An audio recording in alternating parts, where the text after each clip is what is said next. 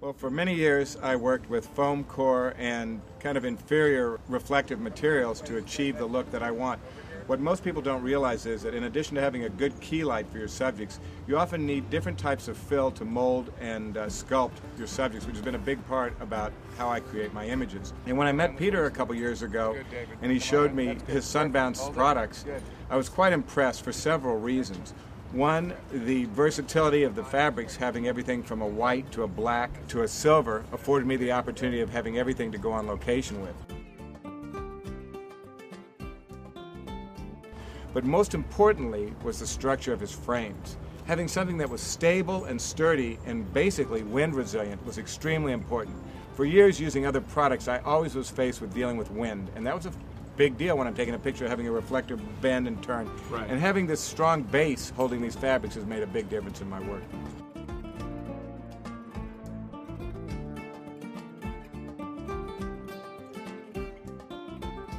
One of the great things about the cage is its size. At 8 by 8, I can virtually put 3 people in there if I need to, even 4, which I did yesterday on the beach for a minute, to get a portrait that I'm looking for. For me, it's very difficult sometimes shooting in the middle of the day.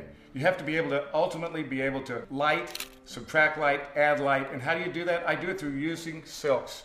Either 2/3 stop silks, 1/3 stop silks, or basically a black on the other side. Sometimes if I want to take away light, I'll use a black on one side.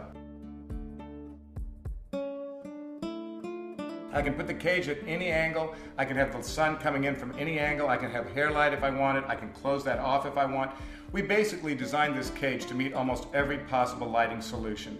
And with the addition of small reflectors, you can also add the Sunbounce reflectors to give extra accents of light when you need it.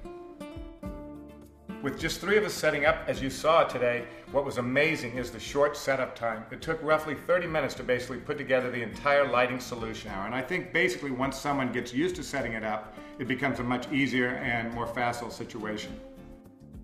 I think, the wind is an issue anytime you have a 3-sided apparatus.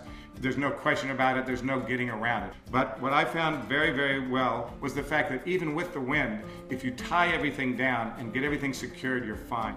I think we used 4 30-pound sandbags, and we also tied it down on the other side of one of those big driftwood trees to kind of give us some leverage.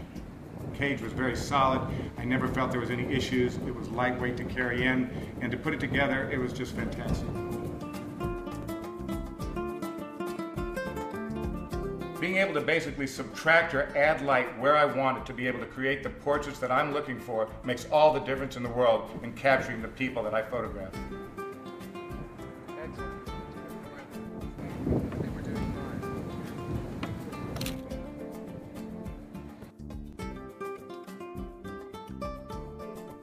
The fact that I was able to basically do my kind of lighting situation in the middle of the day when the sun is up too high to basically shoot natural light, but I needed to be able to mold and sculpt my light, which the cage affords me to do, coupled with the use of the California Sunbounce system reflectors. I was basically able to sculpt the light, shape the person, and get what I needed at high noon sun.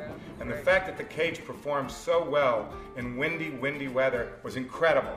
I feel so fortunate that you finally designed something that I can take on the road, light, compact, and succinct, and be able to do what I do out in Mother Nature. Come on around this way just a little bit. Good, David. Come on around. That's good. Perfect. Hold it. Good. Great. Excellent. Come on around a little bit.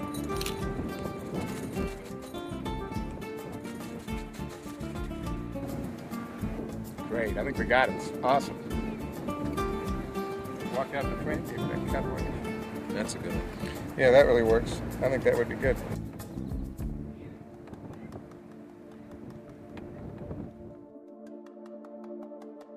The light quality is extraordinary. There's no light better than window light, and basically the cage affords you a very similar situation, only with a nice softer edge to it.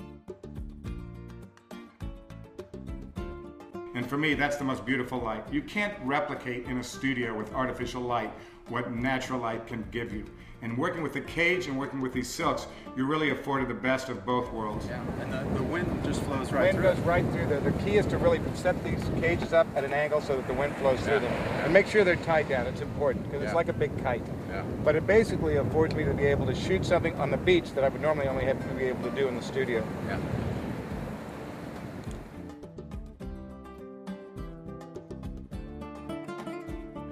Okay, so let me just talk for a minute about what we're doing. As we mentioned, this is a cage that Peter and I are in development on. It's basically a signature piece for me in my studio in Los Angeles. That you can basically put a silk on the left or the right, depending on which side you want to key your subject from. And then the light, obviously, there would be natural light coming through the silk. The strongest light is going to be coming from this side. That's Mother Nature.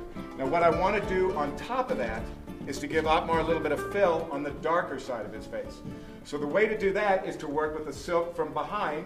And if you're shooting again in natural light, you don't need this artificial light. And I'll explain what we're doing with the light here in a minute. But basically, the sun would also hit this, and this is going to give me a little bit of fill coming in on the shadow side of his face.